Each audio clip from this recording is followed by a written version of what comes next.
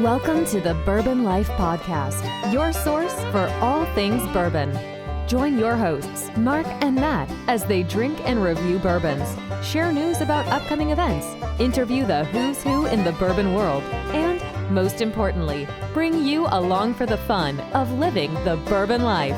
Now, here's your hosts, Mark and Matt. All right, everybody, welcome back for another episode of the Bourbon Life Podcast. I'm your host, Mark, and with me, as always, is my good friend, my co-host, Matt.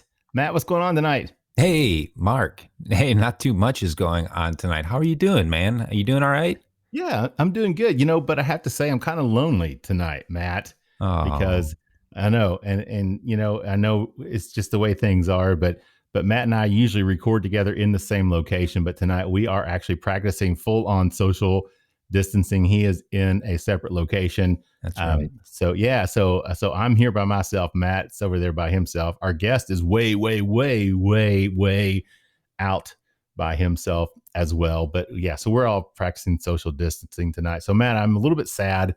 It's just not the same when you're not here, even though we're not in the same room together when we record. It's just not the same not having you here in the same location. Yeah, you're telling me I'm missing the Bourbon Life studios here. Although I got to say, your camera is so sharp on the Squadcast here. I feel like thank you. Feel like we're live and in person. I can almost count the whiskers on your chinny chin chin there. You can see all the wrinkles in my old face and all the pot marks from drinking too much whiskey and all that stuff, right? So oh no, it's not wrinkles. Those are experience marks. Experience marks, all right? Yeah, something like that. You know what? I'll go with that. I like that, Matt. So all right, well, I'll tell you what. Let me thank our sponsor, the Stave Restaurant, which is out in Millville, Kentucky. You can check them out online at thestavekentucky.com. They make some great food out there. And, with the colder weather setting in, I'm not sure how they're going to be doing stuff out there. But, you can always call and order to-go food, pick it up. They do have their treehouse out there. I know it's been open. They've been doing live music Friday and Saturday nights. And I saw, I guess a couple of weeks ago, they built some little fire pits out there as well. So I know they have seating with some fire pits around. So you can check that out. And they got their patio still. I'm not sure if they're going to be doing indoor seating. With COVID and everything, man, we're headed into that time of season where it's flu season anyway. Things are just changing on a day-to-day basis. So anyway, we need to support our local restaurants, and the Stave is one that we definitely want to support. So do your part if you can, and check the Stave out. You'll love their food, and you can buy bottles and everything out there as well. And they're just great people. So give them a check, and they'll really, really appreciate that. So anyway, Matt, with that said, you want to tell everybody who we got with us tonight? Bourbon Lifers. We have got a ripper of a guest with us tonight. Yeah.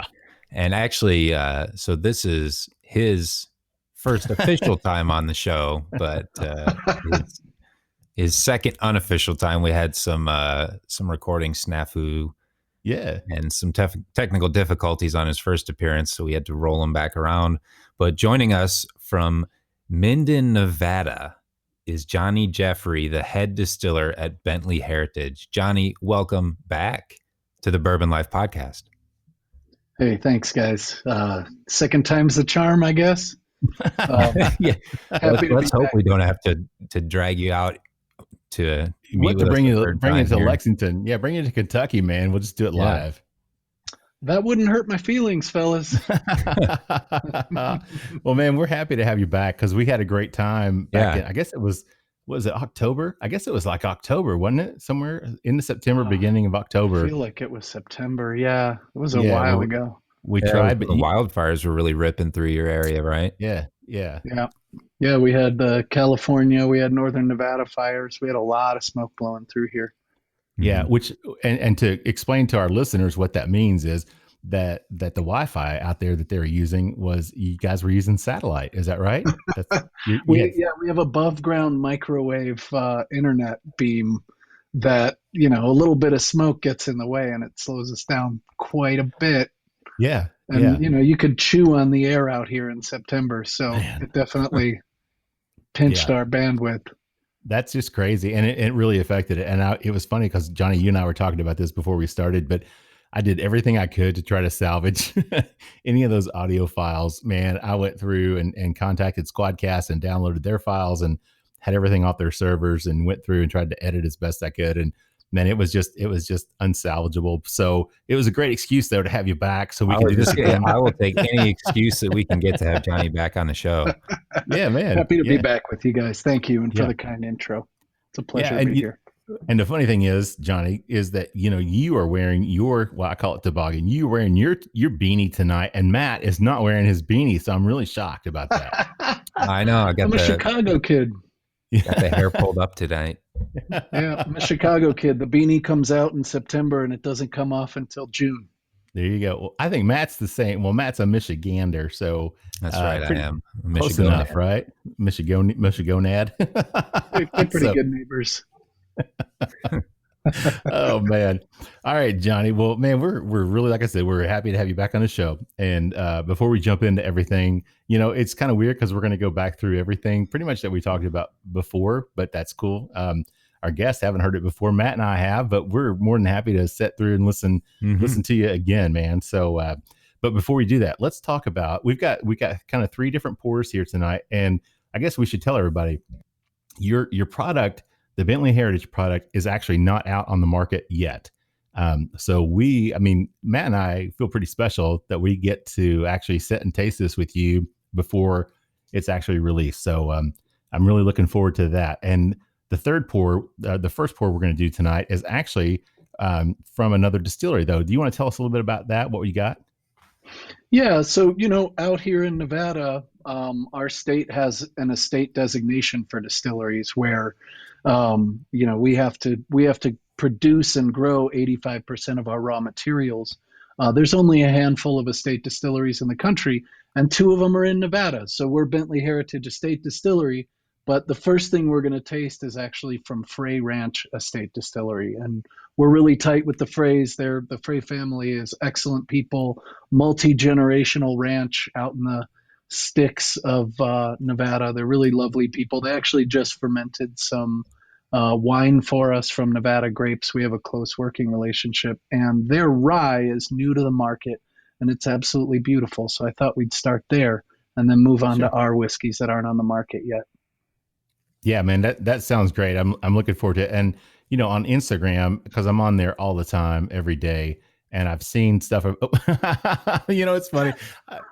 When you see somebody, I love, our listeners obviously have no idea, but when we got people on video, it's great because you can see somebody running in the back of your screen, like tiptoeing back, like they're not going to see me if I tiptoe. They're watching my daughter tiptoe back and forth to her class. Yeah.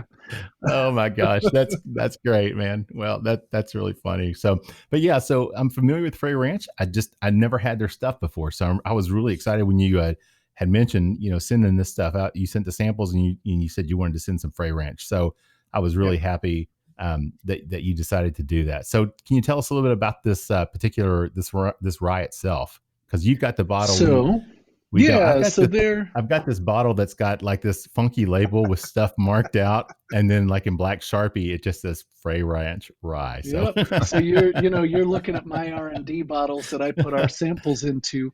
Nice. They're 100% winter rye in here. So, and again, it's a state. So this is all from their ranch, right? They grow the grain, they process it, they mill it, mash it in, and distill it. We've been out there and seen their stills running. They've got a beautiful facility, and it looks like this is 100% rye. So this isn't even a mixed mash bill. This is all rye. So do you know, is it just 100% rye, or is it part of it like a malted rye, or is it just all like a 95.5 rye, or is it just 100% straight up? Made from 100% winter rye, sustainably grown right here on the Frey Ranch. That's it. Wow. And I think you really pick it up on the nose in a cool way. Yeah, definitely. So Matt, what do you pick up on the nose on this one, man? Yeah, the nose on it, I get a lot of caramel and almost like a smoky flavor is coming through on the nose, and then something else. It's hard. I want to call it grape, or some sort of like a grape aroma, but I don't. That's funny. I was gonna say there's almost like a little cognac note in there on the sweet side, right? The sweet notes kind of get into cream and custard, but there is something coming through there that has a little wine kick to it, or brandy kick to it almost. Well, so Johnny, go ahead, because you were talking there. So go ahead and what else did you get on the nose on this one? What do you pick up on it? Well, it's a straight, and I believe it's pretty close to 2 years. So I actually really appreciate that they preserved the grain coming off of it. It's got a little bit of bready and toasty from the rye, and the grain itself is really present, which always makes me happy. I want to know, I want relationship with the raw material. I love the barrel part and the rest, but right. There's some really nice distinctive grain notes coming through. Yeah, I agree with that. And what you guys said, I don't pick up the grape, Matt, just because I don't, I'm not quite as developed on the palate as you are. So I don't distinguish that, but I do like the nose on this one. It's very, it's got that sweetness. It's got a little bit of spiciness. It's for being 100% rye though. I think I would expect that it would just be like this mind blowing, spicy, overwhelming pepper, etc. And it's not, it's not like that at all. That's really surprising to me. So that's really cool. I think they did a great job of addressing it with the maturation. Their rickhouse, like us, they're in the high desert. And I think something about the nature of their rickhouse just kind of took the oak and incorporated it really nicely and brought that grain kind of into the fold, so to speak, Yeah. Now, talking about your weather, talking about rickhouses, obviously here in Kentucky, we talk about the 4 seasons. We go through the extremes of temperatures. Today it was like the low was 30-some degrees. Obviously, it'll get even colder. In the winter, we can get down to 0 or less. And in the summers here in Kentucky, we can get into the high 90s and humidity up to heat index of 105 degrees. So with you guys in Nevada, what's summer day?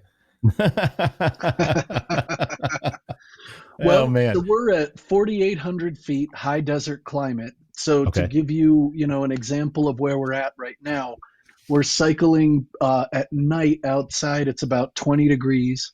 Ooh, wow. But by noon, we're 60. So there's a huge temperature drift day to night. And people have a tendency to think that means we get really rapid temperature cycling in the barrels, but you're going to hit an average, right? The liquid isn't going to heat up and cool down in a 24-hour cycle. You're going to land somewhere in the middle if you're exposed to the elements. And I believe their rickhouse is primarily exposed to the elements. So they're really making use of the environment.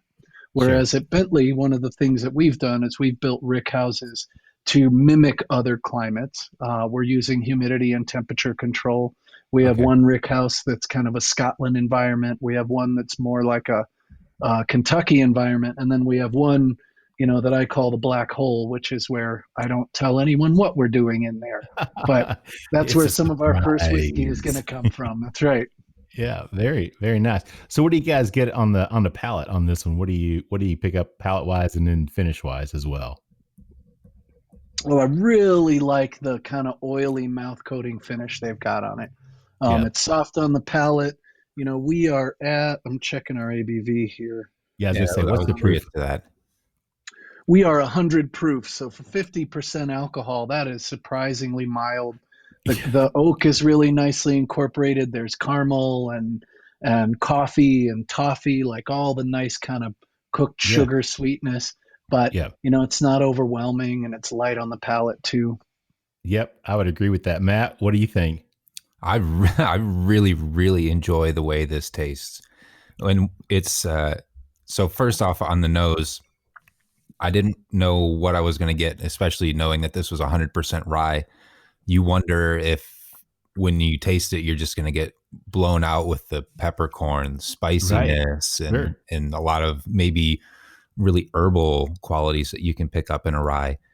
But on first taste and at the front of the palate, this is so sweet. It tastes almost like I have a sugar cube in my mouth at the front of the palate. And then as soon as you start moving it back and taking it to the mid palate and the finish, just like you were saying, Johnny, it's got that great oily coating in the mouth. And then this is so funny because it's like the second that it gets past the front of the palate, it completely changes. And then you get that rye, and I'm getting like I'm getting the dill, I'm getting a little bit of the zest of like the citrus zest, I'm getting the peppercorn, the cardamom, just the different baking spices, the graham cracker, and then the finish on it is really great as well. It's got a nice finish. It's not too terribly long, but it's the finish, I think, really is an exclamation point to everything that you've had with this so far. This is really good.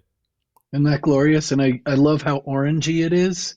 It's got like a really nice candied orange. And, as a distiller and a chemist, I love it when you can taste the raw spirit too, right? And you get that nice pop right at the end of some structure from the higher alcohols that, it's married really nicely in there. But right off the end, there's some esters and some higher alcohols coming off that kind of accent that finish, exactly how you were saying, Matt, that surprise ending. Yeah, that's, I mean, I agree, Matt. That is, and to be 100 proof, man, this is kind of like a sleeper. I mean, because this is something you would pour a glass of and drink and be like, oh, that's 80, 86, proof or less. Not knowing it's 100 proof. So that would definitely sneak up on you if you're not careful. Yeah. I appreciate those folks. They're doing a great job. And, they're getting a lot of good press recently, which is great for them. Yeah. Well, like I said, I've seen them on, I've seen people posting about them on Instagram. I have not had their stuff. So, Matt, and I definitely appreciate you sharing that with us. Yeah. Thanks, Johnny. Yeah, very, very. My pleasure. It's like we're old friends now, Johnny. This is great, man. Let's scrap this recording accidentally and do another one in a couple months. We're gonna have to do a third version, and yeah, we'll have to do that. When Matt and I'll just have to come out to Nevada. Yeah, exactly. We'll come out to the estate. There you go. I think please come on out. Yeah. So, Johnny, I always like to tell people how I know people, and we don't really know each other. I think we were introduced by. I think Rob Masters, right? Was that how we got connected?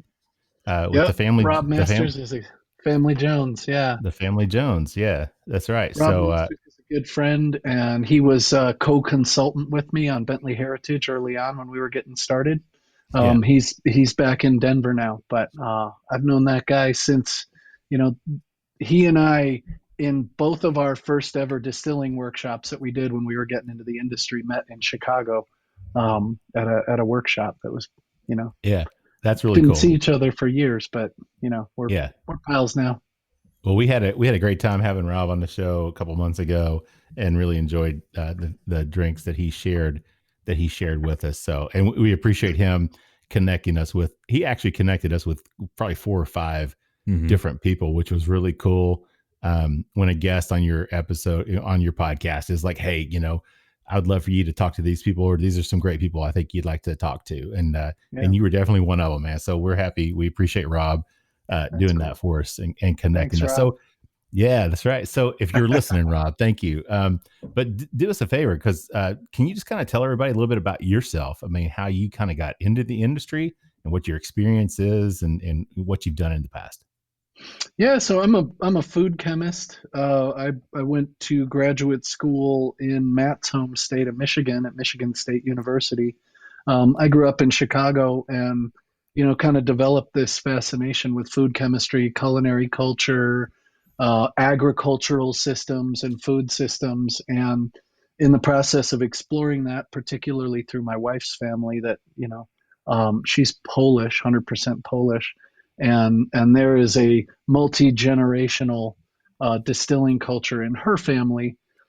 Just got really fascinated with the way that, agriculture and food preservation systems work. And that, the way I tell it is if you go to an old school, European agricultural setting, they have orchards, they have grain, they have all this stuff. It's really, there's a lot of variety, and they do everything they can to preserve everything they're growing. And, if we're talking orchard fruit, right, you land first in the pie and in the, the compote drink that you're making and eating the fruit itself. And then you start making jams when you're late season and you got to get the fruit off the trees.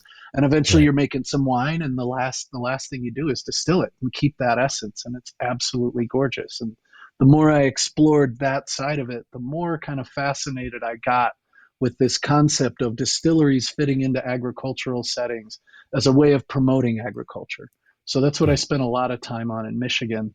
And coming out of there, did a lot of consulting work, had the pleasure of working with people like Rob and a whole mess of other really great people, all of whom are building companies all over the country that are part of their communities, and they're contributing to their communities. And, Bentley Heritage lands solidly at the heart of all of those things because it's a state.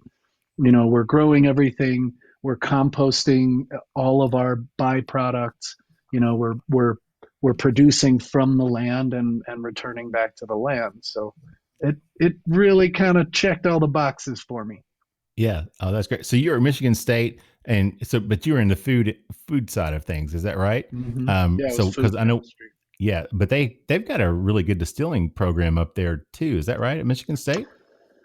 So at the time, the Artisan Distilled Spirits program of Michigan State University was inside of a brewery in Michigan.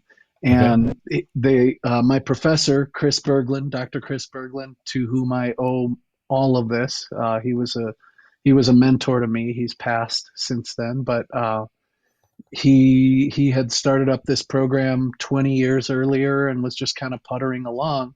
And when I came in, it was sort of at the moment that craft distilling was exploding. So we were one of the epicenters for research. We were one of the epicenters for R&D, for helping start distilleries up, for designing facilities, for, we kind of acted as like a university consulting or like an incubator where people were coming and making their first products or contract manufacturing with us. And it's how I got to know so many people in this industry. Yeah, we had Ari Sussman on the show. Oh yeah, like 3 months ago or so. That guy. That guy. That guy's deep in my heart, you guys. Like he's really special to me. He and I worked together for years. And did you really? Okay. Yeah, man. Ari's. I'm telling you, man, the stuff that he's blending, the way that he's putting stuff together. And they were gracious enough to send us. They had that 15-year whiskey drummer, I think is what they called it. I don't know if you've had a chance to sample that or get some of that or try it. But man, Ari, I'm telling you what, Ari is. Yeah. It's the real deal. The stuff they're distilling and the stuff that he's blending. I mean, it's pretty crazy. Yeah. So yeah, Ari, man, I cannot remember how he ended up walking into that facility, but I remember the day I saw that ball of energy come strolling in, and I just nerded it up. And there was just this moment where I was talking to Dr. Berglund and was like, we have to hire this guy. Like, there's no way around hiring this guy to work with us. And he's like, what do we need a bartender guy for? I was like, we're not hiring a bartender. We're hiring a brain and a nose. And we need that in here right now. Yeah. Well, he's done some great job and some great things up there, man. So that's really cool that you guys, and it's funny because as a Kentucky native, you think Kentucky is the epicenter of bourbon and whiskey. And then, you start talking to the guys from Michigan State and it's like, well, as Lee Corso would say, not so fast, my friend. I mean, the interesting thing about it, right, is in craft distilling, in smaller distilleries, we spend a lot of time talking about what we do that's different, right? In smaller facilities, even Bentley Heritage is small compared to big, right? Right. And the parallel gets drawn a lot between craft brewing and craft distilling, or we're a state, not craft, but in that conversation, the thing about craft brewing was that there wasn't a lot of great, interesting beer on the shelves when craft beer started showing up. So that was a hole that was being filled. And the thing I have been telling people for 15 years is the best spirits that have ever been made on this planet are on the shelves right now. And what we are doing is trying to make it more interesting and shake it up and express different things and try different grains and really poke the bear a little bit and see what we can get people to try out. Yeah. Very, very nice. Well, I'll tell you what, guys, we're actually at the end, believe it or not. It just has gone like crazy fast.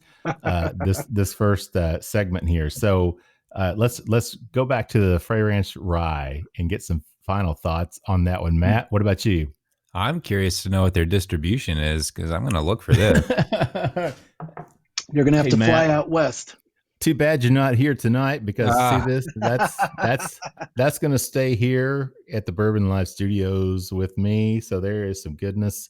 There's quite a bit of goodness in there, man. I might share a little bit more with you, man. Johnny, what about you? Final thoughts on that one? Well, I just went back to that glass after we yammered for a few minutes, and it's still evolving. There's still stuff coming out like ginger and cedar that I didn't even pick up earlier. And, that I think is what I really appreciate about what they've done there. You want something to evolve. You want to spend time with it and find new stuff. And I'm not picking up any faults at all. I'm just enjoying it more the more I try it. Yeah. And you said this is only like right at 2 years old. Is that right? It's a straight. I can't speak for them. I don't know exactly, but, it is straight. And, I visited there. Oh, I'm sorry. Let me correct myself. Aged 5 years. Aged 5 years. Right here. It is 5 years. Okay. Yeah. Yeah. Because I was going to say, man, for 2-year-old rye, that's like. That makes a lot more sense now. Okay. Yeah. I got it. Sorry, Colby. I should have picked that out earlier. That's quite all right, man. It's not your product, right? So, it's funny because every time I look back at the screen and I see you, Johnny Knight, you turn your lamp on. It's like I'm talking to Bono with your glasses going there, man. you got your beanie on. It's like welcome to the show, Bono. What's your favorite bourbon, man? He's got it. Yeah, Johnny's gonna pull out the Edge and Bono all in one here. So, all right, guys. So wrapping it up, first segment, the Frey Ranch rye. 2 thumbs up, I think, from everybody on this one. I'm really impressed. I've never had it. Up. Yeah, there you go. I think so, man. Matt, you concur with that, right? Yep, yeah. I think we're unanimous on this one. Awesome. Well, I'll tell you what. Let's take a little break. We'll get a word from our sponsor, and we'll be back. So everybody, sit tight. We'll be back with more with Johnny Jeffrey from Bentley Heritage. So hang tight. We'll be back. Thanks. Hey, Bourbon Lifers. When you're out hunting for those hard-to-find bottles or just enjoying the distilleries of Central Kentucky, you're going to work up an appetite. And when it's time to refuel, we suggest that you visit our good friends Rebecca and Eric Burnworth at the Stave Restaurant. Located at 5711 McCracken Pike in Millville, Kentucky, close to Castle and Key and Woodford Reserve, the Stave Restaurant is just off the beaten path, nestled on the banks of Glens Creek.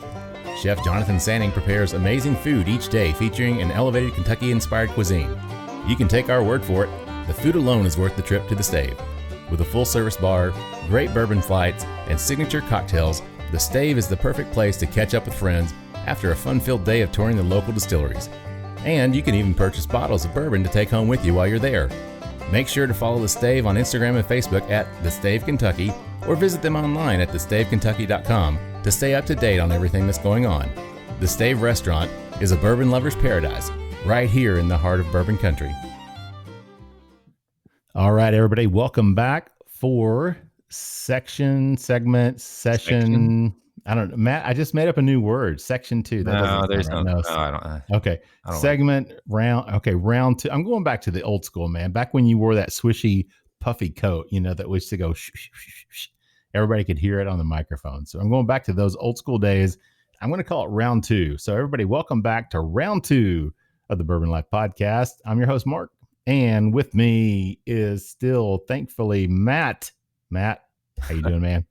Good. Well, I'm going to go back to my ways here. And I guess at one point I called it session number 2. So I will welcome everybody back to session number 2 of the Bourbon Life Podcast, and also welcoming back our guest, the head distiller at Bentley Heritage, Johnny Jeffrey. Johnny, thanks for sticking around for another session with us. Hey guys, having a good time. I love this. Awesome, man. We're thrilled to have you with us. If anybody's just joined us, Johnny was originally scheduled. We had recorded with him back in September, October, had some technical difficulties, weren't able to get the episode uploaded. Actually, we went back and released one of our first episodes with a friend of ours, Jill, who was a red wine drinker. Got a lot of good response. We were introducing her to some basic bourbons. So that was a lot of fun. But we're thrilled to have Johnny on the show with us again. He's our first repeat guest, even though this will be the first time you guys, you guys will get to hear him for the first time today or whenever you listen to it. He's a repeat guest to us. So Johnny, welcome back, man. Thank you. Was the technical difficulty that I didn't send enough samples the first time? That's what it was. We did not have enough whiskey to drink. Johnny. So we're like, you know what? We're gonna bump this guy down just a couple of episodes, and we're gonna wait till we get some better stuff. So speaking of samples, this round we are drinking your stuff. So why don't you, Johnny, just give us a heads up. Tell us what we got here. Yeah, so I thought what we could do for this second tasting is something that I think is really interesting, even though it's young, right? We don't have any whiskey on the market. Our rye is 80% rye and roughly 10% wheat and barley. But one of the ways that we're differentiating is playing with alternative barrels. And part of the final blend that we're going to release will have what this is, which is this rye whiskey has been in a very delicately charred 100% French oak barrel. Okay. So what you're going to pick up right away on the nose is some unusual woody stuff that, you wouldn't expect to get out of an American oak barrel. And, again, this is pretty young. So once you let a little of the sawdust blow off, you'll start to get something that is a little like it's maybe a richer kind of raisined fruit, like sweetened kind of concentrated red fruit on the nose. Okay. And I think where this will really shine for you is when we taste it. But I'm interested to hear what you guys get on the nose. Well, let me ask you real quick, Johnny, because I want to make sure I heard correctly. You said it's 80% rye and 10% wheat. So yeah. There's no corn. No corn at all. Okay. Wheat and barley. Yeah. Wow. So I take notes over here, and I've actually got the same thing written down with like an underline and a question mark. So yeah. I was like, did I hear him wrong, or was that right? So what prompted that? Just because the grains you guys grow, or is it just? So it's two things. One, again, I really want to differentiate, right? I want to express different grains. I want to play with interesting things. Two, the high desert is a really hard place to grow corn. So if we run into issues growing corn, which we have, I don't want it to compromise our rye production. It may compromise our yield for bourbon, but our rye, the small grains grow really well up here and we never have an issue. So I wanted one of our primary whiskey mash bills to not be corn dependent. But I also, when we did our original R&D trials going back to 2015, we were so happy with the new make without any corn in it. It's really rich, but there's something characteristic to corn that I wanted it to go play in the bourbon, and I wanted rye to just speak for itself. I'm a huge rye fan. Yeah, well, you and Matt are like two peas in a pod then. Yeah, absolutely. Matt, what are you picking up on? You're over there taking notes, man. I can see you're like feverishly noting things here. But what are you picking up on it? Yeah, so it was funny. I was sniffing this and nosing it as you were talking about it, Johnny, and you mentioned something about raisin, and it might have been power suggestion, but I started thinking raisin, and then I started thinking a little bit more, and the red fruit that comes across most for me is plum. Plums, yeah. I get the aroma of plums, and I do get something like more of a savory note from the wood. I'm not sure if that's characteristic of a French oak or what you would expect to get from it. I guess I'm just inexperienced in that area, but it has more of a savory. We're not wood experts, Johnny, so it's a little bit herbaceous, right?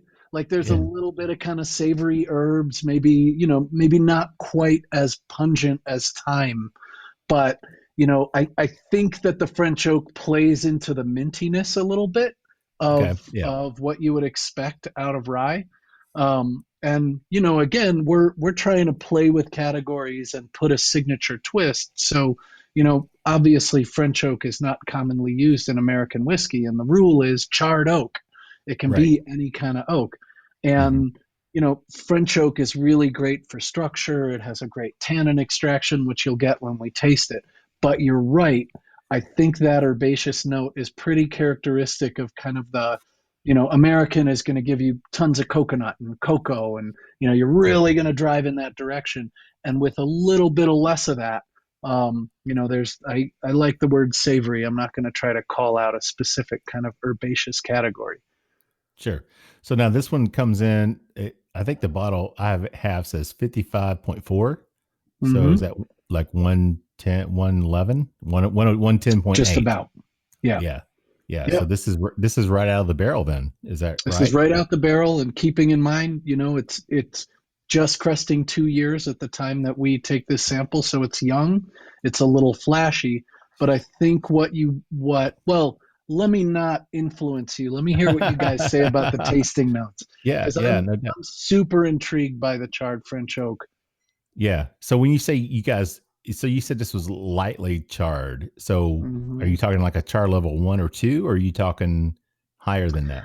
I'm talking, I called my cooper and said, you give me just enough blisters that I can call it a char and then cut it off. So it's almost like a sub char 1. It's blistering, It's clearly charred, but I didn't want that really heavy charring on French oak. Okay. So I'm curious, what was just because you wanted more of the grain to be able to come through, or you just wanted that interaction of the grain, the mash bill that you put together with the wheat and the rye? French oak is already incredibly dense in extract. It is a potent and powerful wood that could really quickly overpower the whiskey. And in fact, this is going to be blended with American oak. We could end up overpowering the qualities of the American oak that we want to express. So I want the herbaceousness. I want the tannin structure, right? You're getting some drying on the side of your tongue. The tannin is going to help build structure just like it does in a red wine. And when this gets blended in with the American oak, it's going to build up the body of it and make it really, kind of viscous. But if we went full char on French oak, we would just overpower the American oak that we're using. I gotcha. So Matt, you've had a taste. What are you thinking on this? It's interesting. We closed out the last session, Johnny, and you were talking about that you think the best whiskey produced is currently on the shelf, and so you all are trying to expose people to different parts of it and different things that they can be tasting and trying, and that's got to be. First off, I absolutely appreciate that. I think it's really great that a lot of people are trying to show the different sides of this spirit that we all really love and enjoy and show what it can be. And it's got to be a hard process knowing that you're trying to show people what's going on, but you've got to wait until it's ready. Because if you want to show off this rye, wheat, barley mash bill, but you rush it to market, people are going to taste it and say, "Oh, that's trash." There's no, they struck out. They didn't. Yeah. It's no good. When you try to I don't want to say disturb the market, but show something that's so different, I think people can easily just write you off if it's not what they're expecting. And so it's got to be a little bit stressful, but I really appreciate your commitment to giving it time and letting it shine and waiting until it's ready so that people can taste what you have a vision for. Thanks, man. Do you pick up, so this is still obviously developing, but do you pick up the way right across the mid palate, the sweetness is starting to develop, orange and kind of ripe citrus fruit is starting to develop, but as it lays back across the palate, you get the kind of tannic drying on the side of your tongue.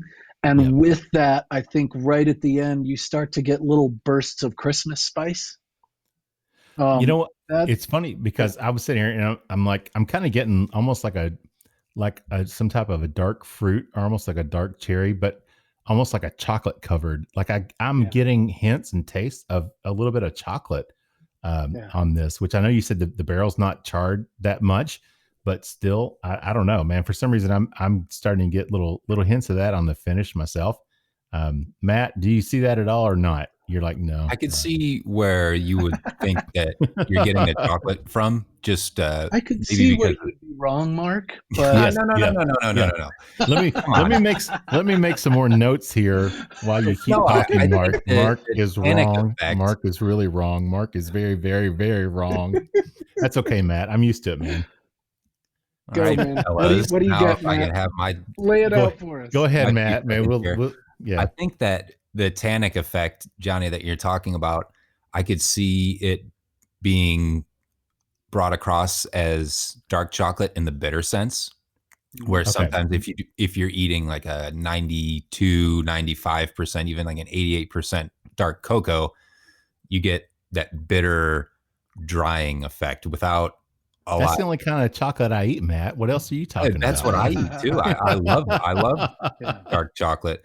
And so I could see that if that coming across. I don't get the chocolate from it. I do get that nice tannic, but when I get that, I'm getting a very floral taste. Like I'm getting a lot of rose petal. I'm getting like a garden floral aspects. Like, think of like spring blooming flowers. Like it's got a very floral taste, which is funny because the nose, again, I get that plum.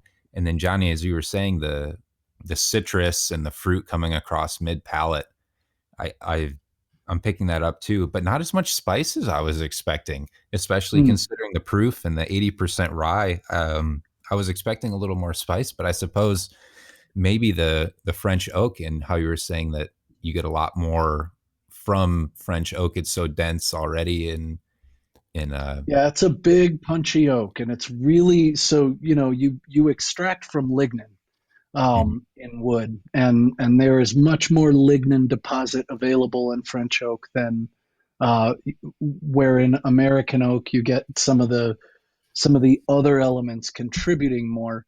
The category that you're the sort of family of lignin extracts that you're getting here are going to play more into the on the nose, that earthiness is where you're going to kind of land. And I love the floral element you're calling out. And what I want you guys to take away from this, like the thing that I want you to kind of play with in your minds is, we're less than 20% of our oak is this French charred oak barrel. And what it's going to do is it's going to go in and marry with the American oak, and that floral element, which you're picking up, which is kind of the beginning of our esterification cycle, and that earthy, rich kind of oak extract is going to meld in there, build out the bottom of the whiskey, and I think do something really cool with a classic rye. So we're going to be seeing like a international spirits competition double gold medal in no time for this. You saw it here first. Yeah, that's right. That's right. So this one is right at 2 years old, right? Is that correct? Okay. Yeah. So do you have an age in mind, or do you have a time in mind when you want to pull and start blending and putting this out, or what's your thought on that? So we're looking at a minimum of 3 years, and we'll, in our fourth year, we're going to start playing with when our releases happen. No commitments. If we're happy with where our blends are at 4 years, that's when we'll start doing limited releases. But, 4 years solid is where we'd like to have everything sitting as a minimum. Wow. That's great. So are you guys putting anything out other than this right now? Are you guys putting out any clear whiskey? Sure. Any clear liquors? You want some clear whiskey, man? Come on. Hey, I'm from Eastern Kentucky. Man. We got clear whiskey in Eastern Kentucky all the time, right? Get the illegal stuff. It's better. So we have 3 gins. We have a dry style gin, what we call a New World or a Western style gin, and then we have a gin that has a foraged ingredient where we actually go out in the mountains and pick piñon cones, like from pine nut trees. And we do a distillate from the piñon cones. We have a vodka that's made from primarily oat mixed with wheat. And then we have another vodka that we actually rest in sherry barrels for about a month to 6 weeks for a couple of reasons. One, because, one of the initiators of this entire project for Chris and Camille Bentley was their love of single malt whiskey. That was kind of what launched us. And that sherry rested kind of, is a call out to that style of Scotch, the Speyside style of malt whiskey, where they use a lot of used sherry barrels. Gotcha. We do as well. And so speaking of the Bentleys, because we should probably touch on that. It'd probably be good since we're talking about what you guys are putting out. So tell us about Bentley Heritage. Tell us about the Bentleys, what they're doing, what you guys are doing out there, to rehab the buildings. I mean, your website is, and I've got it pulled up on the other screen. I love having dual screens we can do this, and I can look at your website and see the pictures, man. It's awesome. So kind of tell everybody a little bit of what you guys are doing out there. Yeah, so Christopher and Camille Bentley are founders and owners. This is Bentley Heritage Estate Distillery. Chris grew up in the valley here, and he grew up running around, basically early 20th century ranch and agricultural buildings that were mothballed. So a lot of them had been shut down for agricultural use in the 60s. Some of them had been repurposed, but, the mill building where the single malt distillery lives right now was completely mothballed. It's like somebody rang a bell and they dropped their wrenches and walked out and never came back. Wow. So, one of Chris and Camille's great passions is preservation of historic buildings. And they were looking for the way to restore these buildings and reuse them, right? Don't throw up a pole barn and put a distillery in it, but look to these existing buildings and repurpose them.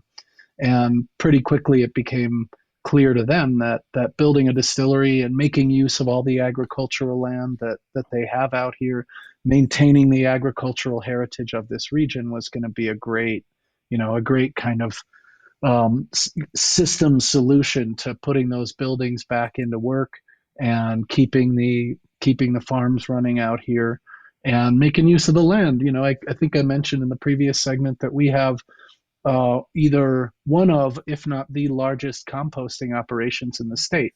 And that composting operation takes material from all over the area, but it takes all of our byproducts, all of our used water goes there that we can't find another use for.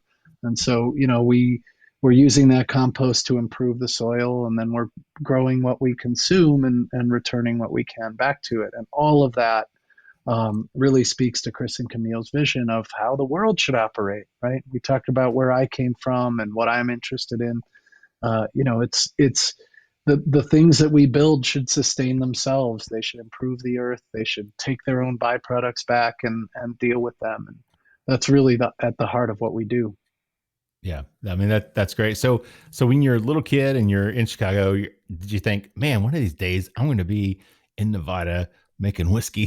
Did you ever even envision? Did you think that this would be Some of my first memories are of tooling around with my mom in empty lots where there were no buildings.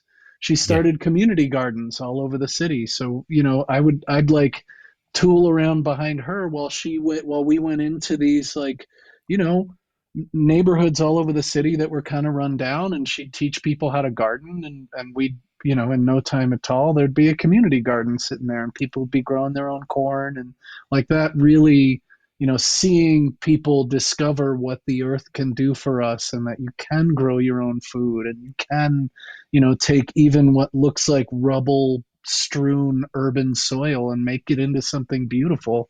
That's it. Like I said, it's one of my first memories. So, wow. I've always had that kind of fascination with, what are we doing with the earth around us, and how can we, use it cooperatively and have it contribute to our lives.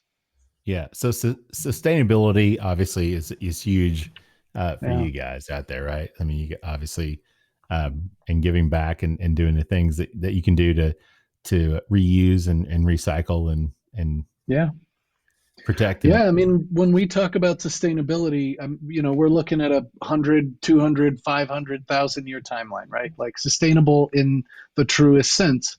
And, what I tell people is if I have a list of 500 things that I can do to make one more sustainable decision at one point, and I'm always able to make one more of those decisions and remove one more waste stream and take one source of plastic out of our cycle, and then we're doing our job right. And ideally, this thing that we have built centuries from now is still sitting here growing its own grain and making its own double gold World Spirits Award rye and malt and bourbon whiskey, and there's a legacy here that stands for as long as there are people here. That's the idea. Yeah. I mean, that's great, man. So tell you what, guys, we are actually at the end of segment 2, section 2, round 2. Okay. There we go. So we're at the end of round two. So Matt, what do you think, man? The final thoughts on the rye here. So Johnny, I've got to ask: is the end result for this rye, is it to be blended with something else? So this won't be released as its own single barrel? No. Okay. No, I'm giving you a taste of one of our kind of bandwidths for blending. And this is a piece of that puzzle we're going to put together.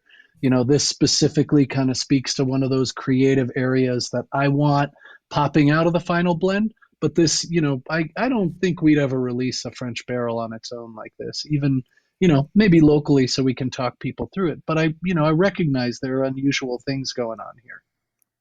I appreciate it. I think especially in another year and a half, this could have a lot of character to it. I like it. It brings kind of a little bit of a tear to my eye that this is going to go into blending, but I know it's going to go into something great. But I've really enjoyed this. Slap your name on one and do a single release of that one. Make sure it gets. Oh, what a guy! There you go. Can we call it like the Bourbon Life special release? There you go. I think Matt can run all the way across the country to pick it up, right? Matt could. It might take me till it's 3.5 years old, but I'll get out there. Whatever, dude, man. Whatever, Matt. Yeah. Iron Man Matt. That's exactly right. So, all right.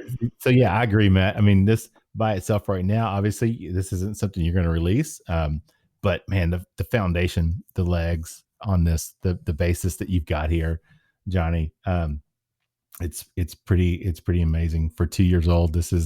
It tastes good by itself. You still get that youth though, with the grains, obviously, which you'd expect. But like Matt said earlier, though, it's got to be difficult to say, we've got product, but we're going to sit and we're going to wait until it is where we want it to be and we can do with it what we want to do. So, I mean, it's got to be hard. Yeah. So, well, listen, you get into this knowing you're going to have to wait, right? And we're going to release some really beautiful things in the coming years that we're really proud of. But I definitely, try to live by that kind of cognac perspective that, you make stuff for your grandkids. 30 years from now, when people are looking back at what we've done here, everyone will be crying over the most beautiful products they've ever seen, ever tasted, ever smelled. Young children will sing songs about Johnny on the mountaintops. Johnny Cornseed. There you go. There you go, man. All right. Well, I think, wrapping it up for this session, yeah, definitely, Johnny. I mean, I'm excited to see what you guys are able to do with this and blending it down. So just real quick, when you blend it, are you going to put things out? Are you going to do it at like barrel proof and mix them? Or are you going to blend it down to like, you're just going to find a proof, whatever fits right, whatever you think works? Is that? Yeah. So, we'll work our way down into the 40s likely for our kind of flagship rye and bourbon. I'm not, I don't know exactly where it'll land. It'll depend on how the blending goes, but we'll do single barrel releases. I've got a ton of cool barrels lined up for doing finishes. There'll be single barrel releases of all different kinds. Sure. When I talk about the blend, I'm talking about kind of the flagship release of Bentley Heritage Rye. Right. Well, man, I feel honored, man, to be able to. Yeah, absolutely. Seriously, man, to be able to taste this tonight with you, man. Happy to share it with you guys. Yeah, we appreciate that. So I'll tell you what, let's take a break. Let's get a word from our sponsor and we'll come back on Matt, we'll come back with session 3. Thank you. We'll close it out. So everybody just sit tight and we'll be right back. Thanks. Hey, Bourbon Lifers. I know this is the point in the show where we usually hear a word from a sponsor, but instead this week, Matt and I just wanted to take a moment to say thank you. Thank you for all of your support through the first season of the Bourbon Life Podcast. You all have made this journey absolutely amazing for us. We've had so much fun bringing you great guests and reviews each week, and we hope you've enjoyed it as much as we have. And as we look forward to next season, we're making some big plans, and we can't wait to share those with you soon. And as always, if you have any questions for us, please feel free to connect with us on Instagram, join our private Facebook group, The Bourbon Lifers, or just shoot us an email at thebourbonlife@gmail.com. We love hearing from you guys, and we humbly appreciate all of your support this year. As my good friend and co-host Matt always says, thank you from the bottom of our hearts. And may your glasses always be full, and may you keep on living the bourbon life. All right, everybody, welcome back. Strong start.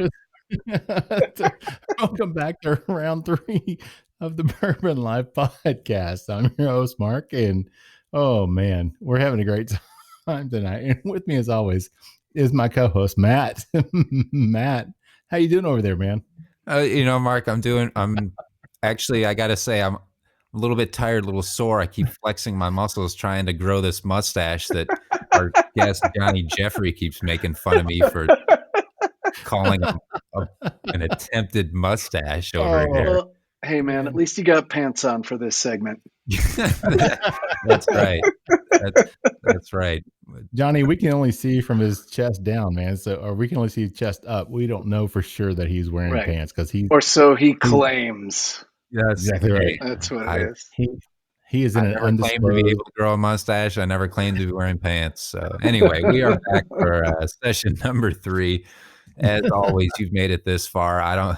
Based on the way we're going, I don't know if you want to stick around or not for this one, but oh man, we are here with Johnny Jeffrey of Bentley Heritage in Minden, Nevada, the head distiller, and we have got something poured up. What do we have for session number 3, Johnny? So we call this our legacy bourbon. So this really goes back to in 2015, 16, before we even had our distillery that we're running now. We built an R&D distillery, and the point there was, at just short of 5,000 feet in the high desert, we weren't actually sure we were going to be able to grow all the grain and get good, proper, starch content and flavor out of it. And, this was we knew we were going to be able to grow some stuff, but we needed that distillery to test. So what you're nosing on right now, Matt, is our 4-grain bourbon mash bill that we have in production at what we call the Creamery Distillery right now, but made at the R&D plant in 2015. And that's Rob Masters, Ryan Quinlan, and I cranking out, test whiskeys out of the first batches of grain to come out of the ground. And, I'll just say that is the point at which I was nervous when we were making that stuff. Smelling this when I took it out of the barrel at 4.5 years, I am definitely not nervous anymore. And I hope you share that. Yeah. So this is 60. This is 120.4 proof. Yes, sir. Right? It is hot. Yeah. It's straight out the barrel. Yeah, that's, man. I'm honestly, the thing that just amazes me, I was looking at this color, and it is like a dark copper, dark. Just, man, the color on this at how old? 4.5 years. Is that right? Yeah. Damn. And I know it's not been proofed down or anything, but still, man, I'm just, that color on this is it's I don't know, Matt. What do you think? I was gonna comment on it myself, Mark. You beat me to the punch on that one, but the color on this it's a dark amber copper. It's got a really, really beautiful color. I may have heavy poured myself. I don't know, guys. These Glencairns don't have those. Is that a markers. Beer stein? Come on, man. It doesn't say 1 ounce, 2 ounce, 3 ounces. So, I just pour until it looks good. And so this looks good for sure. So cover the logo. There you go, man. Yeah. I want to talk a little bit about the grain, right? Because we're high desert and one of the things that we really wanted to get into was exploring heritage styles, heritage strains of grain. I'm not a huge fan of yellow dent. That whole agricultural system, monoculture, agriculture is not my world. And even sweet white corn is grown all over Kentucky and gets used a bit. What we ended up doing, because we knew we were going to struggle in the high desert, was looking to varieties that were just naturally adapted to the high desert in Mexico. So the corn that's in here is called Earth Tones. It's a multicolored corn. A lot of people would recognize it because it shows up in your Thanksgiving displays. When you go to the farmer's market, the green, red, white, yellow, blue corn corn kernels on one ear is what we're tasting here. Okay. And the thing that we found was that this corn was really sweet, really bright, didn't carry any of the kind of higher alcohol chemical load, and it came across in like the thing that I hope you're picking up on the nose. And we're 120 proof plus here, so the nose will be a little flashy. But if you're getting like apricots and really bright, fresh kind of high notes, a lot of that comes from the fact that this corn had a really well balanced amino acid profile. So the alcohols that were fermenting out from that esterified to a really bright kind of fruity nose on it. Gotcha. That makes Am I sense. making Matt, sense there? I see Matt over there. Matt, is that an official Bourbon Life Glencairn that you're drinking out of? I would hope so. Actually, this one is not. I used my Bourbon Life official Glencairn earlier, or one of them. So this is. Can you get your nose any further in that glass, or is the mustache getting in the way? That mustache tickles, man, when it hits the side of the glass. Hey, it's some guys out there, they've got such a mustache when they go to drink, it's like filtering out the bourbon there. You don't have to worry about it with me. This mustache is unfilter anything. Johnny's got a built-in charcoal filtering system there. He just, when he drinks it, he can run it right through the. So, all right, Matt. So, what are you? Well, yeah. Talk to me about what we're getting. I initially had thought that I was picking up a little bit of cherry, but now that you say apricot, I get a lot of that, and I get like a golden raisin specific, not the darker, not a red raisin, but golden, kind of going along with that apricot. And so I don't want to say orange because I'm not getting something that strong. So I think like the apricot and the golden raisin, and then a little that corn is coming through as well. But Johnny, you talk about it being flashy at 120.4. I get hardly any burn from it, which is really surprising to me. I was expecting to catch quite a bit more off of it, but I'm not picking up too much of that at all. Matt's becoming a high proof guy. Good job, Johnny. Good job. Yeah, it's funny because when I smell it, when I nose it a little bit, I get that sweetness off of it, and I pick up that raisin thing. And to me, sometimes I hate to say it, but to me, it just takes me back to that kind of a bubblegum flavor. And I know that's offensive to some people. And Johnny, I hope you don't find that offensive when I say that. I'm done here. See you guys. Yeah. Damn it. Here we go. We lost another guest, Matt. I know. We had him on the fringe with my excuse for a mustache. I know, man. I know. We were so close.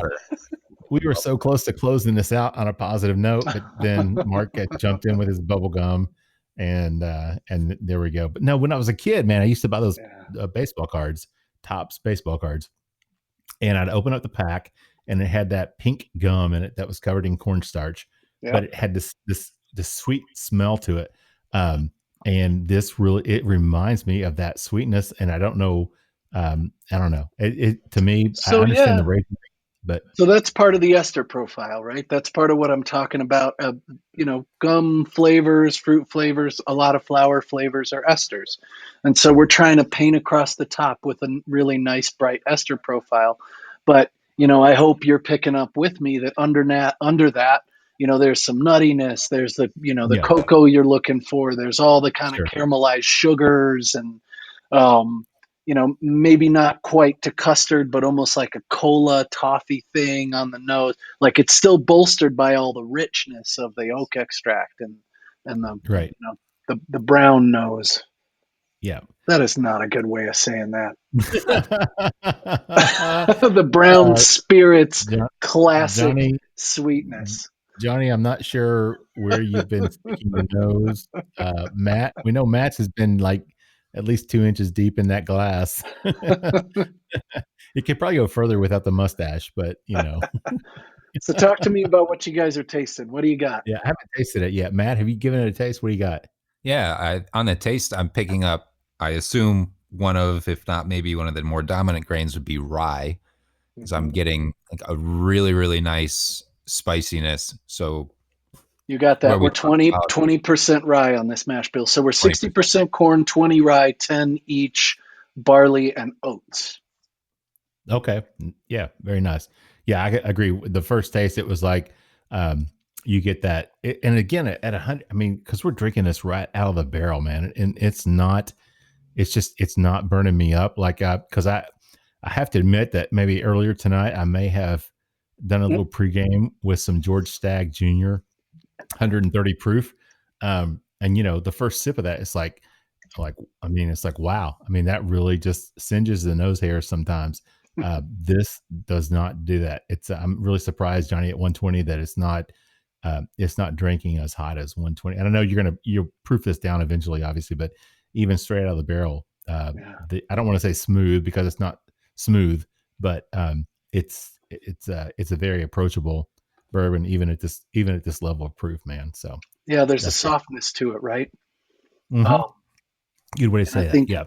I think it's pretty mouth coating, even at 120. Part of that is the oats. That's one of the reasons that's in there, is it has a tendency to build viscosity, soften. It doesn't bring a ton of flavor. It brings body. Okay. All right. Yeah, I was wondering about that. I was going to ask you because I've not had a lot of, I guess I've had 4 grains before, but with the oats, I'm just not that familiar with what the process, what the oats would actually, impart. Because when we talk about bourbon, obviously we talk about corn, we talk about rye, we talk about malted barley, but oats really don't factor into that equation a lot of times. So that's where we're going with that. Yeah, so we have a love-hate relationship with oats. We very early on discovered that oat spirits are extremely viscous and smooth on the palate. They're incredibly difficult to work with, but at 10% in a bourbon mash bill, they're not contributing in a huge way to the flavor. They're contributing to the fact that spirit just kind of rolls off the back of your palate without, blowing you up and torching your palate. What kind of tasting notes are you getting, Matt? What are you picking up here?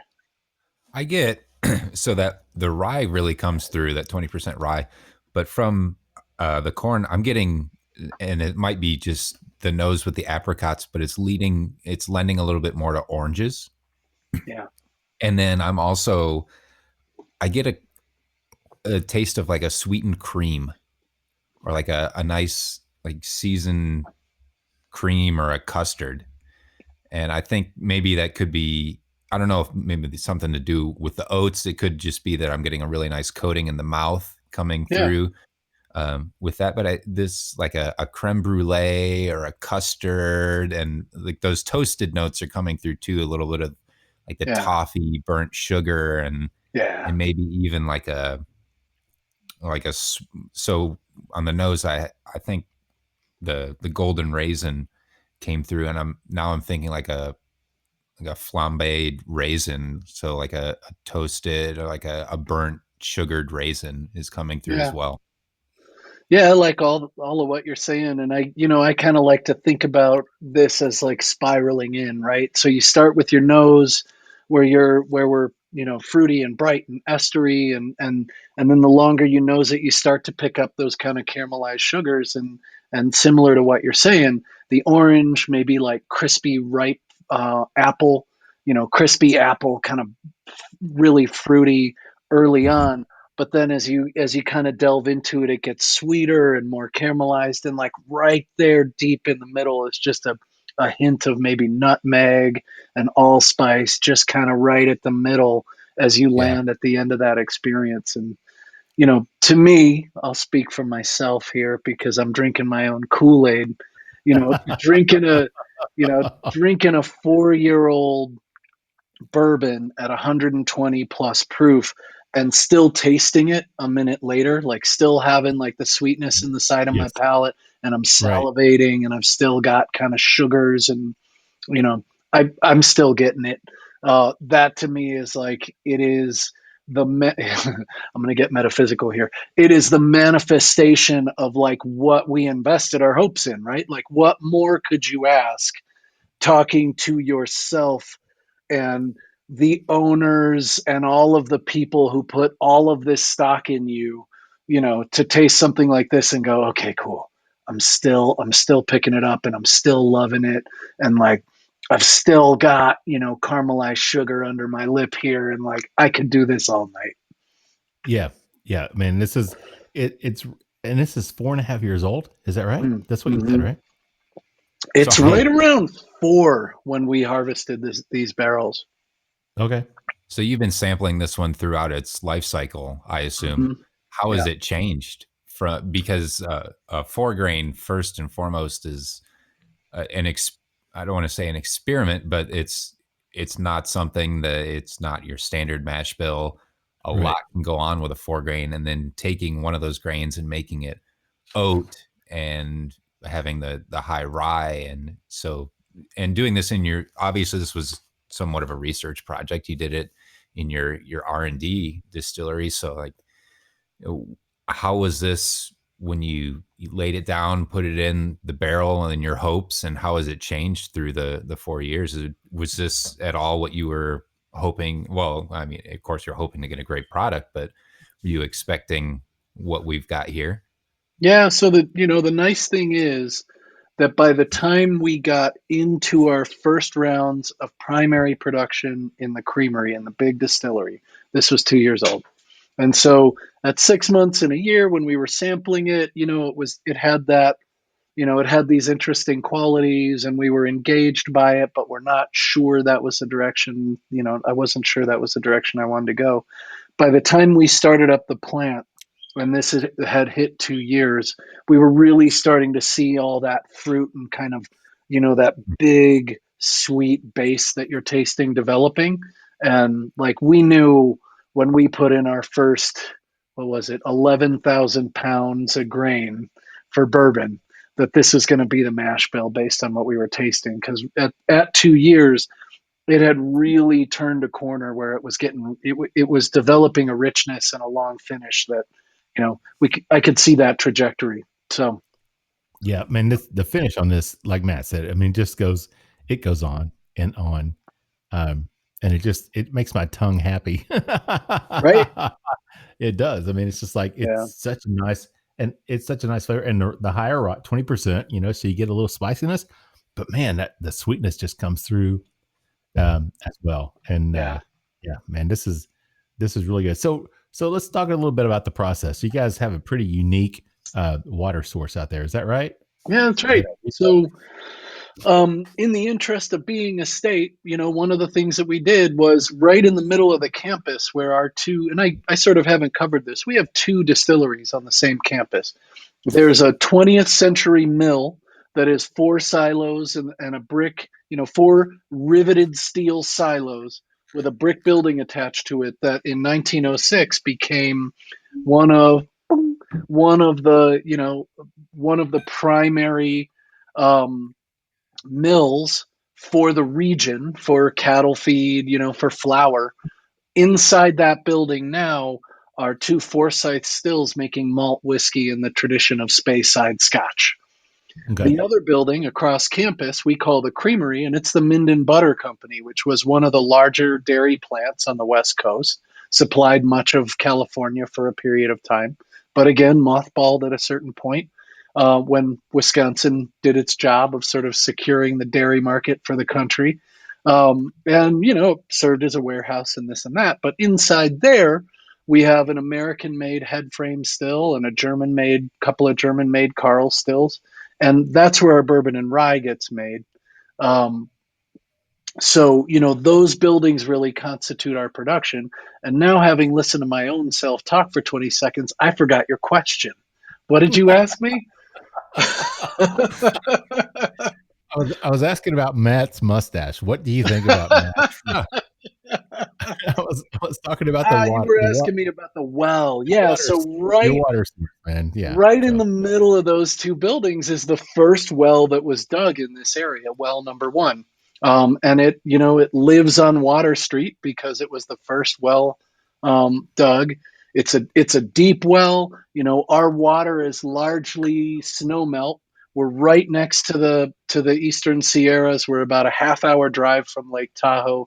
So, for example, we got about 4 inches of snow on Sunday, and Lake Tahoe got about a foot overnight. And by the end of a good season, they'll have 14, 15 to 30 to 50 feet of snow, depending on what the season looks like up there. And that snow melts, runs down the mountain, sinks into the earth, fills aquifers, and we have this like consistent supply of really great quality water. So all our processed water comes out of well number one, which was dug in the late 19th century. I always forget the exact date, but that's our water source.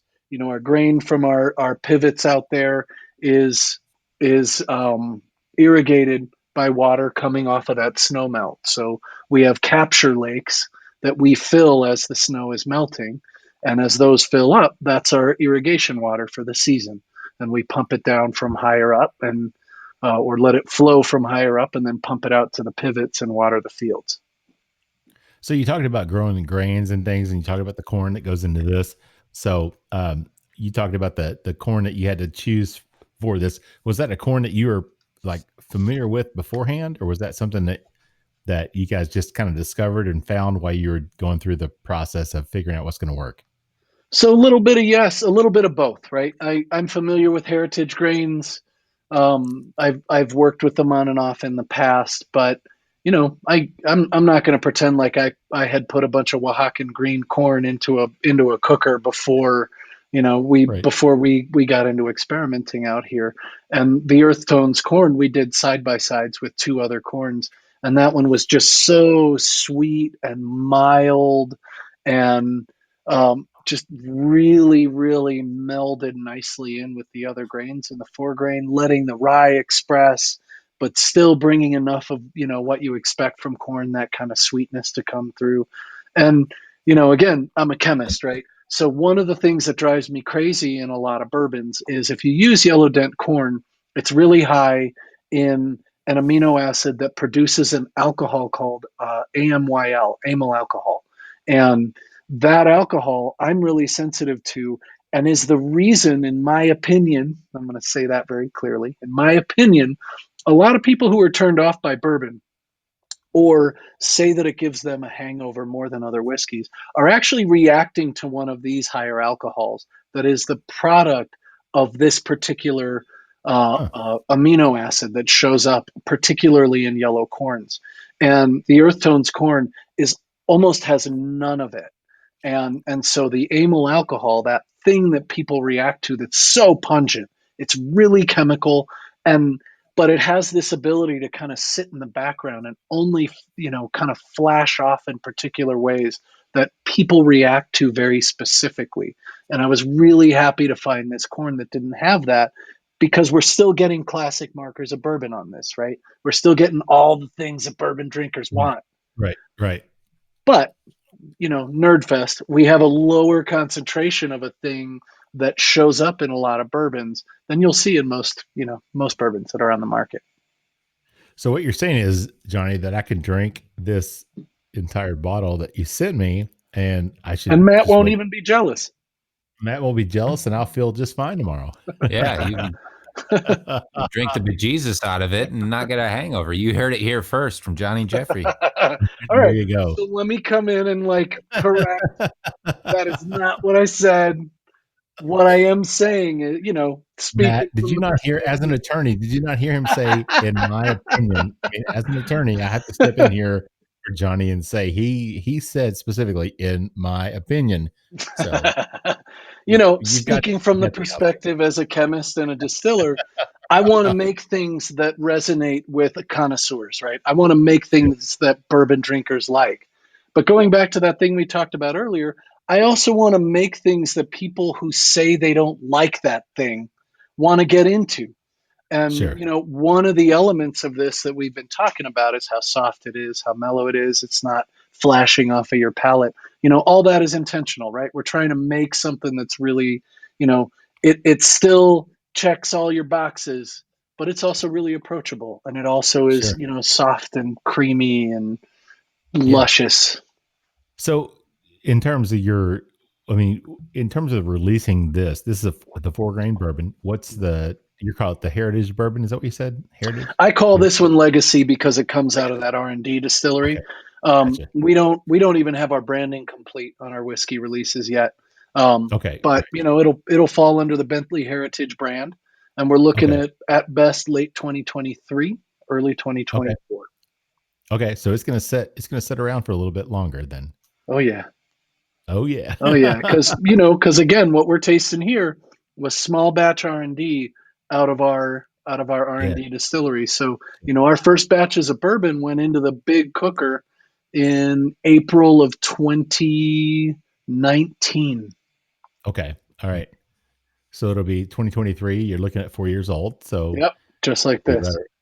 I was gonna say just around the same mash bill that we're tasting here. So okay, so you're And- aiming to replicate what we've got here for your 2023, 2024 releases, and that'll be the flagship bourbon coming out for Bentley Heritage. Yep, exactly.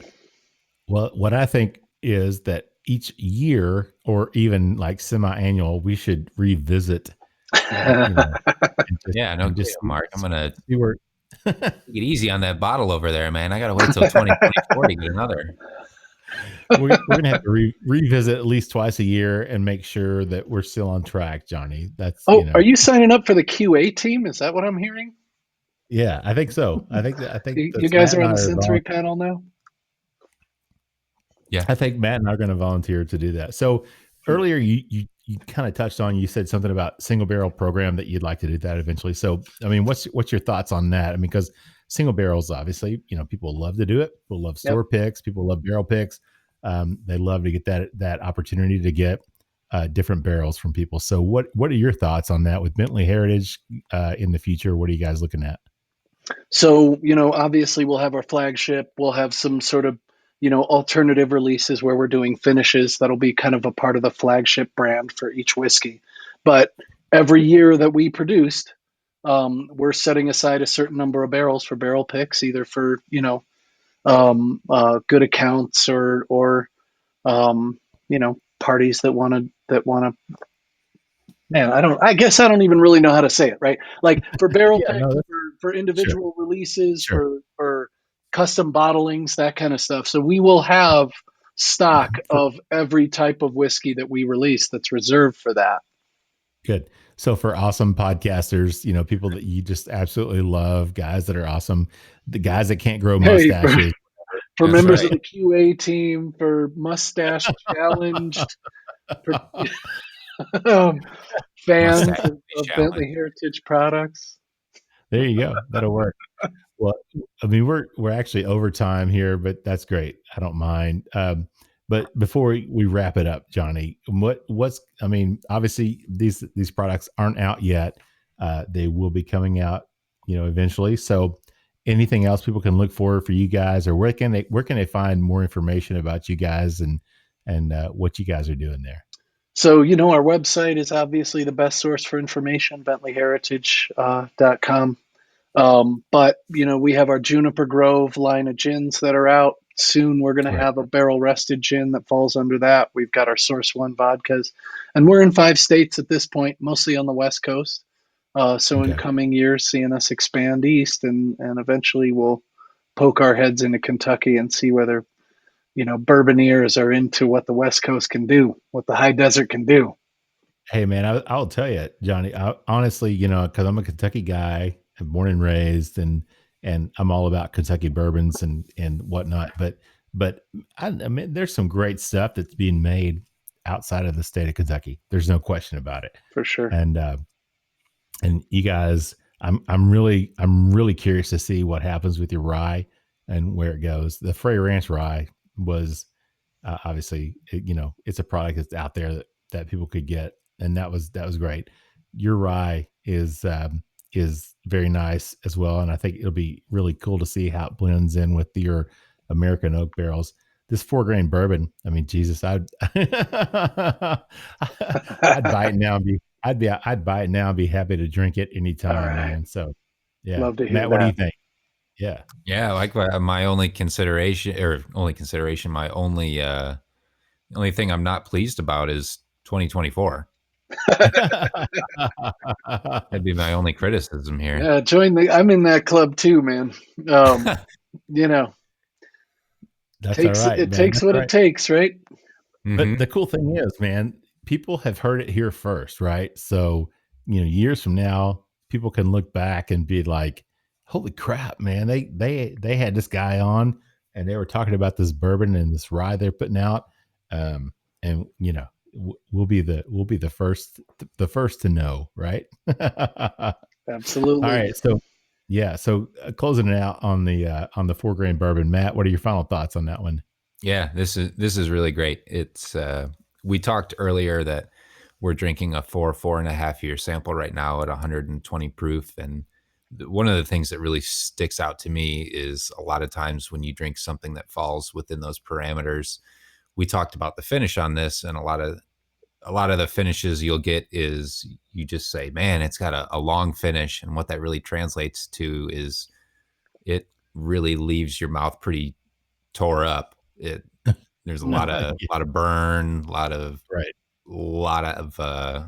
of proof going on there.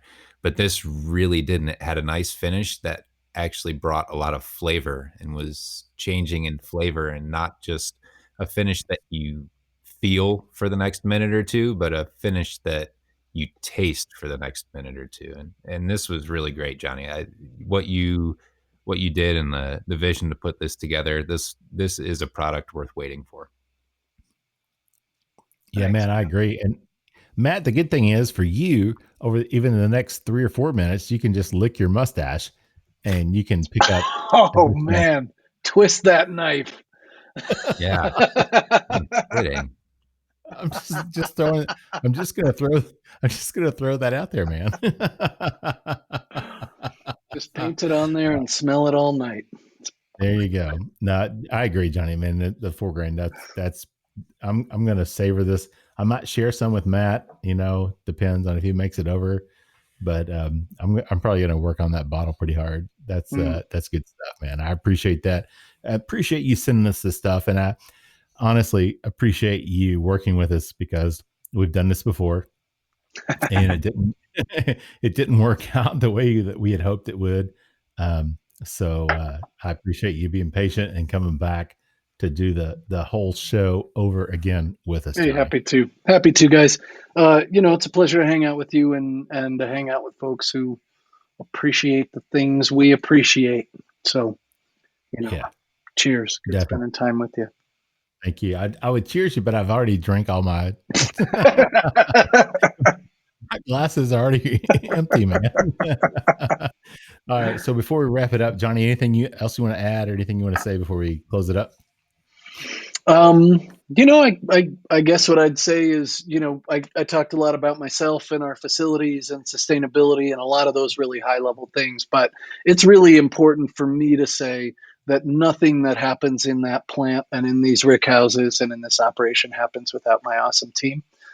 It's too many people to name, but I am lucky enough to work in the company of really incredible people under really great ownership. And as much as, I spent endless hours of my life designing and getting ready for this, from Rob to the people that I work with in the plant, my distillers, my production team, the QA team, the facilities team, all of those people every day, all of the work that they put in is really what puts this whiskey in the glass. So humbly and with gratitude, I say I mostly feel blessed to be in the company of the people that I'm in the company of. Very nice. Yeah, very nice. Matt, before we close it out, anything you want to add? Hey, Johnny, thank you so much for joining us. It's really great to see somebody that knows what the mold is and isn't afraid to dance outside of that area and appreciate still what the grounding of where our product, where bourbon, where rye came from, and what's out there. But to also say, well, it can be this. It doesn't have to just stay within these boundaries. And the way you bring that to the market will be super exciting. And I just appreciate how humble and grounded you are in the whole experience and everything, especially that you all are doing at Bentley Heritage with your commitment to sustainability and being good stewards toward just the earth and towards all of us, and not just the spirits market. I really appreciate that. Thanks, man. I mean, that's some serious love fest right there. And I'm going to call out that you said dance outside of it. As a guy who had a little breakdance crew when I was a kid, like you got to have some style, baby. Like you can't just do what the other guys are doing, right? Yeah. You got to have your own flash. So that's where we come from. Well, Johnny, we want to see video of that. I hope you have something in there. Stay tuned. Yeah, man, we definitely want to see that video. But like I said earlier, man, we sincerely appreciate you hanging out with us tonight and spending time with us again to do a second recording of the episode.